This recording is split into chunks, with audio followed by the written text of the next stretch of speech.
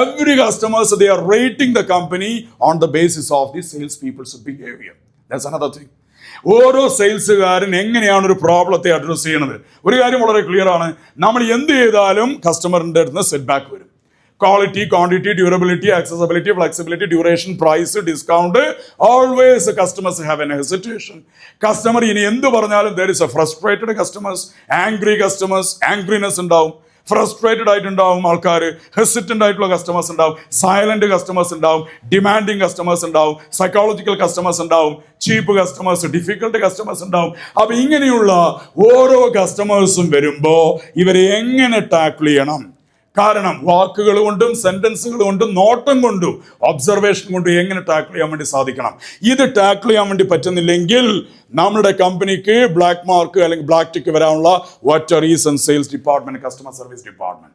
Because sales and customer service department is the two babies that come from the womb of the mother. Means mother is the company. ഈ കമ്പനിയുടെ വയർന്ന് വരുന്ന രണ്ട് ഇരട്ടക്കുട്ടികളാണ് sales and customer service. Customer service കയ്യിൽ നിന്ന് പോയാലും പ്രശ്നമാണ്, സെയിൽസ് ഉണ്ടായിട്ട് കസ്റ്റമർ സർവീസ് ഇല്ല. കസ്റ്റമർ സർവീസ് അടിപൊളിയാണ്, എന്നാൽ സെയിൽസും ഇല്ല, വരുമാനവും ഇല്ല. Then what's a question? There is a big question. അപ്പൊ ഈ രണ്ട് കാര്യങ്ങൾ നമുക്ക് എന്തുണ്ടാക്കാൻ വേണ്ടി പറ്റണം? നമ്മുടെ കമ്പനിയിലേക്ക് കൊണ്ടുവരാൻ വേണ്ടി സാധിക്കുക എന്നുള്ളതാണ്. So second is N enthusiasm and first one is an enthusiasm, second is an energy game. It is a high level energy. It is a high level energy game. അപ്പൊ ഞാൻ ഇന്ന് നിങ്ങൾക്ക് പറഞ്ഞു തരും how can you develop your physical ability. Pranayama, meditation, mindfulness, autogenic training മുതലുള്ള നിങ്ങളുടെ മുഴുവൻ എനർജിയെ develop ചെയ്യാൻ വേണ്ടി പറ്റുന്ന ട്രിക്സ് ആൻഡ് ടാക്ടിക്സ് ഞാൻ പറഞ്ഞു തരാം. റെഡിയാണോ? Ready for it? Daily practice എങ്ങനെ നിങ്ങളുടെ എനർജി വേറെ ലെവലിലേക്ക് എടുക്കാം. കപാൽഭാതി, ഭസ്ത്രിക, ഭ്രമരി പ്രാണായാമ, ബഹാർ കുംഭക, അന്തർകുംഭക, അങ്ങനെയുള്ള ഡിഫറെന്റ് ടൈപ്സ് ഓഫ് പ്രാണായാമ. ഉദാനവായു, അപാനവായു, പ്രാണവായു, സമാനവായു, വ്യാനവായു. 5 വായുവില് ഉദാനവായു മുകളിലേക്ക് പിടിക്കേണ്ട ആൾക്കാരാണ് സെയിൽസുകാർ. ഞാൻ സംസാരിക്കുന്ന ത്രോട്ടെന്നല്ല, ഞാൻ സംസാരിക്കുന്നത് അബ്ഡമൻ, എൻ്റെ മസിൽ, എൻ്റെ ഗട്ട് എന്നാണ് ഞാൻ സംസാരിക്കുന്നത്. ഞാൻ ത്രോട്ട് നിന്നാണെങ്കിൽ വീഴേണ്ട സമയമായി. കാരണം കഴിഞ്ഞ 78 ദിവസം ട്രെയിനിങ്ങിലായിരുന്നു. 78 ദിവസം continuous training. Try to understand. ഇപ്പോഴും എൻ്റെ ക്രാക്കാണ്, voice ക്രാക്കാണ്.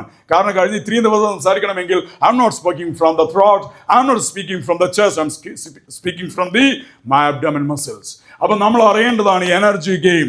Number 2 is an energy game. Number 3 എന്ന് പറഞ്ഞു കഴിഞ്ഞാൽ that is called empathy. മറ്റുള്ളവരുടെ വികാരം. എമ്പതി, സിമ്പതി, അപ്പതി, 3 പതിമാരുണ്ട്. എന്തൊക്കെ 3 പതിമാര്? Number 1 is called empathy, number 2 is called sympathy, number 3 is called apathy. എന്താണ് apathy, sympathy, empathy? Apathy, sympathy അല്ല വേണ്ടത്. സിമ്പതൈസ് ചെയ്തിട്ട് കാര്യമില്ല. ആര്? സെയിൽസുകാർ സിമ്പതൈസ് ചെയ്യാന്ന് പറഞ്ഞാൽ എന്താണ്? സഹതാപം. ഇനി അപ്പതി എന്ന് പറഞ്ഞാൽ എന്താണ്? ചില സെയിൽസുകാരൻ്റെ അപ്പതറ്റിക് ആണ്. എന്താ? നിസ്സംഗത. എന്ത് പറഞ്ഞാലും എനിക്കറിയാമെന്ന ഭാവം വെച്ചിട്ടിരിക്കുന്ന കമ്പനിയിലത്തെ ഒരുപാട് സെയിൽസുകാരുണ്ട്. നമ്പർ 3 എന്ന് പറഞ്ഞു കഴിഞ്ഞാൽ എമ്പതി. എന്താ എമ്പതി? അനുതാപം എന്ന് പറഞ്ഞു കഴിഞ്ഞാൽ എൻ്റെ ഷൂ എടുത്ത് കസ്റ്റമറുടെ, എൻ്റെ കാലെടുത്ത് കസ്റ്റമറുടെ ഷൂലിടണം, എൻ്റെ